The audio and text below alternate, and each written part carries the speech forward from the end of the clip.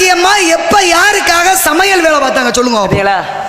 ஏட்டி புட்டியான கேள்வி. எது ஏட்டி புட்டி? சாமி போய் எப்படிமா சமயக்காரியா? அது எப்படி மண்டாடு தொட்டு நாக்கல வச்சு போன சரியான கேள்வி. நாயக தப்பான கேள்வியா? அதுவும் பெத்த தாய் பெண்கள் வந்து சின்ன பிள்ளைகளுக்கு மண்ணெடுத்து பதில் இருந்துச்சுல, இருக்குல்ல, விஷயம் இருந்துச்சுல. இப்ப நான் பதில் சொல்லலைன்னு நான் இருக்கேன், பக்கத்துல இருக்கு, கேவலப்பட்டு நிக்கிறதா? இன்னைக்கு இந்த அண்ணன் என்ன சொல்லிட்டு போயிருப்பாரு என்னை பத்திப்பா? என்னப்பா சிவரஞ்சனி இதுக்கு பதில் சொல்லல சொல்லிட்டு போயிருப்பாங்கல்ல, சொல்லுங்க. அம்மா மீனாட்சி எப்ப யாருக்காக சமையல்காரியா ஆனாங்க சொல்லுங்க. தெரியல படக்கணும். முதல் கேள்வியில முடிச்சுட்டு உள்ள வருங்க, அடுத்த வர சொல்லுங்க, நான் பேசிக்கிறேன். இல்லை ஏதாவது ஒரு தொடர்பு படுத்தி பேசணும். அம்மா மதுரையா புதுக்கோட்டையா? நான் உன்னை தொடர்பு படுத்தி பேசினா ஒரு கதையை சொல்லி அதுக்கப்புறம் ஒரு கேள்வியை கட்டி அப்படியெல்லாம் முட்டத்திலே விழுந்த மாதிரி ஒரு கேள்வியை கட்டி பதில சொல்லுங்க. தொடர்பு படுத்தாம நீங்க எதுவுமே பேச மாட்டீங்களா? அப்படி கேட்டா என்ன தப்பு? மதுரைனாரு, மதுரையில பிரசித்தியான கோயில் எது? மீனாட்சி. எனக்கு எப்பயுமே வள நொலாம் பேசினா பிடிக்காது, சட்டு சட்டுன்னு அடிச்சு விட்டு போயிட்டே இருப்பேன். அம்மா ஒரு கோவில் மதுரை மீனாட்சி அம்மன் கோவில் வச்சுங்களேன். அங்க இருக்கக்கூடிய மீனாட்சி அத்தாளுக்கு தினமும் நெய்வேத்தியம் பண்றது ஒருத்தர் அர்ச்சகருடைய வேலை. அதாவது ஒரு சமையல்காரர். அவர் என்ன பண்றாருன்னா தினமும் அம்மாவுக்கு அங்கதான் அவர் காலையில எந்திரிச்சு சமைச்சு அந்த நெய்வேத்தியங்களை தான் கொண்டே அம்மாவுக்கு சமையல் படையல் பண்ணணும். அப்போ ஒரு நாள் இது தினமும் வழக்கமா வச்சுக்கிறதுக்காக ஒரு நாள் அவருக்கு அசதியா இருக்கும்போது அவருக்கு பக்கத்துல இருக்கக்கூடிய பணியாட்கள் கூப்பிட்டு சொல்றாரு, பா எனக்கு ரொம்ப அசதியா இருக்கு, நான் கொஞ்சம் ஓய்வு எடுக்கிறேன், அதனால காலையில விடியற் காலையில் வெள்ளனா எழுப்பி விட்டுருங்க, அம்மாவுக்கு நெய்வேத்தியம் படைக்கிறதுக்கு படையலுக்கு சரி ரெடி பண்ணணும் சார், அதாவது தயார் பண்ணணும் அப்படின்னு சொல்லிட்டு இவர் போய் படுத்துறாரு. படுத்த உடனே கொஞ்சம் கால தாமதம் ஆயிருது. அப்ப அரசர்கள் இருந்து அங்க இருந்த அரசர் அனுப்பிடுறாரு ஆட்களை, போய் ஐயா படையலுக்கு உண்டானது பூரா சரியாயிருச்சா, போய் கூட்டிட்டு வாங்க அவரை, கொண்டாந்து சாமிக்கு படைக்கணும் அப்படிங்கிறார். இப்போ மன்னர்கள்லாம் போறாங்க. போன உடனே இவர் தூங்கிட்டார்.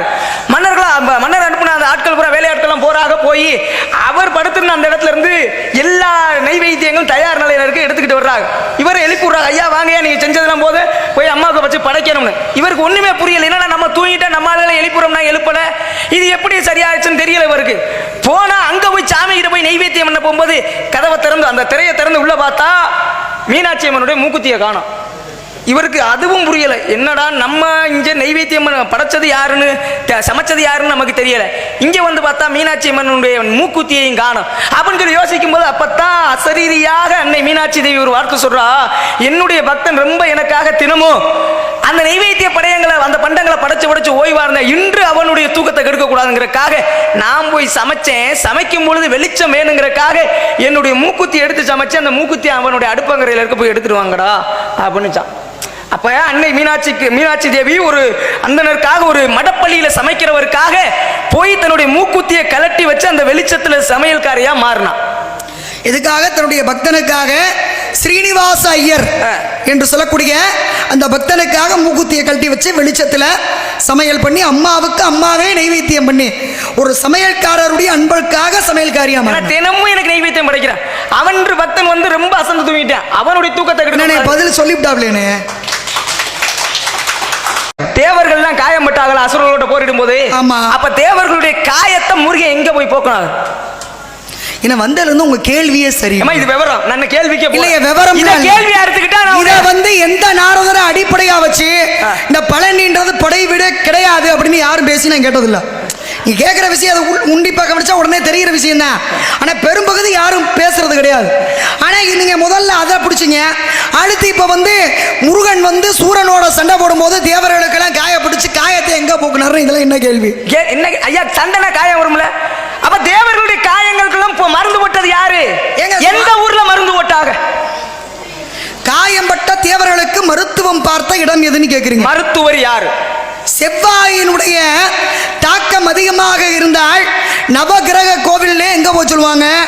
இன்றைக்கு அது வேற, பழனின்றது ஆமா செவ்வாய் கதிர் அதிகமாக இருக்கக்கூடிய ஒரு இடம், அது வேற. சிலையை கொண்டாந்து போகிற அங்க வச்சாங்க. ஆனா நவகிரகத்துல செவ்வாய் தோஷமோ செவ்வாயால பிரச்சனை வருது அப்படின்னா இப்ப திங்களுக்கு உரிய இடம் திங்களூர், சந்திரனுக்கு உரியரா. அதே மாதிரி சூரியனுக்கு உரியது ஞாயிறுக்கு உரியது சூரியனார் கோயில். ஒவ்வொன்றுக்கும் ஒரு கோவில் இருக்குல்லையா, நவகிரகம் கோயில். அதே மாதிரி செவ்வாய்க்கு உரிய ஆலயம் எது அப்படின்னா வைத்தீஸ்வரன் கோவில். எந்த மாவட்டத்தில் இருக்கு? அது வந்து சீர்காழிக்கு பக்கத்தில் இருக்கு, இங்கிட்டு மயிலாடுதுறைக்கு பக்கத்துலையும் சொல்லலாம், ரெண்டுக்கும் இடைப்பட்ட இடத்துல. அப்ப அந்த வைத்தீஸ்வரன் எங்க எந்த வண்டியில ஏறுறது எம்பிட்டு அப்படி நுணுக்கமா மேலோட்டமா கதையை படிச்சு விடுவாங்க. நீ எந்த அளவுக்கு நுணுக்கமா உள்ள போயிருக்குன்னு தெரியல. போவோம் இருங்க. அப்ப இந்த செவ்வாயினுடைய தாக்கம் அதிகமாக இருந்தால் செய்யக்கூடிய வைத்தீஸ்வரனுடைய ஆலயம். அந்த வைத்தீஸ்வரன் கோவிலில் தான் செவ்வாய்க்கு ஏற்பட்ட நோயவே சிவபெருமான் தீர்த்தார். ஒரு காரணம். இன்னொன்று நீங்க கேட்டீங்கல்ல, அப்ப அந்த தேவர்கள் அசுரரோடு சண்டை போடும்போது அவங்களுக்கு ஏற்பட்ட காயங்கள் எல்லாம் எப்படி நீங்கியது அப்படின் போது முருகப்பெருமானான முத்துக்குமார சுவாமி தன்னுடைய தந்தையான சிவனை வேண்டுகிறார். தேவர்களுக்கு பூரா காயம் பட்டுச்சு, தந்தையே நீங்க தான் மருத்துவம் பார்க்கணும் அப்படின் போது இந்த உலகத்திற்கெல்லாம் வைத்தியநாதன் யாரு அப்படின்னா ஈசன் இல்லையா? அந்த ஈசன் வந்து அந்த இடத்திலே தேவர்களுக்கெல்லாம் வைத்தியம் பார்த்தாரு. அங்கே உமையவழி என்று சொல்லக்கூடிய பார்வதி தைலம் எடுத்து வந்தாளாம். யாருக்கு? அந்த மருந்துகளை கரைச்சு தைலம் மாதிரி கொண்டு வந்தா. யாருக்கு? அம்மாவா அப்பாவும் தானே பிள்ளைகளுக்கு வைத்தியம் பார்க்கணும். அப்படி வந்த அந்த தையல், அதாவது தைலம் எடுத்து வந்த நாயகியை தைல நாயகி நாங்க இன்னைக்கு தையல் நாயகி அப்படின்னு சொல்றாங்க. ஏன்னா தையல்னா பெண்ணுன்னு பேர் இருக்கு. அப்ப பெண்களுக்கெல்லாம் நாயகி. அதே மாதிரி சிவபெருமான் அங்கே வைத்தியம் செய்த காரணத்தினால சிவனுக்கு பேரு வைத்தீஸ்வரன் அப்படின்னு பேரு. அதான் அன்னைக்கு நம்ம வைத்தீஸ்வரன் கோவில் அப்படின்னு சோழ நாட்டில் அங்கிட்டு பார்த்தா சீர்காழிக்கு பக்கத்தில், இங்கிட்டு பார்த்தா மயிலாடுதுறையிலிருந்து சற்று தூரம் போகக்கூடிய அந்த வைத்தீஸ்வரனுடைய ஆலயம் இன்னைக்கும் உலகத்திலே அந்த கை ரேகை, ஒருத்தர் கை ரேகையை வச்சு பேர் சொல்லாம ஊர் சொல்லாம எல்லாத்தையும் சொல்லக்கூடிய மிக பெருமை படைத்த அந்த வைத்தீஸ்வரனுடைய ஆலயத்தில் தான் தேவர்களுக்கு முருகப்பெருமான் சிவனிடத்திலே வைத்தியம் பார்த்தார்.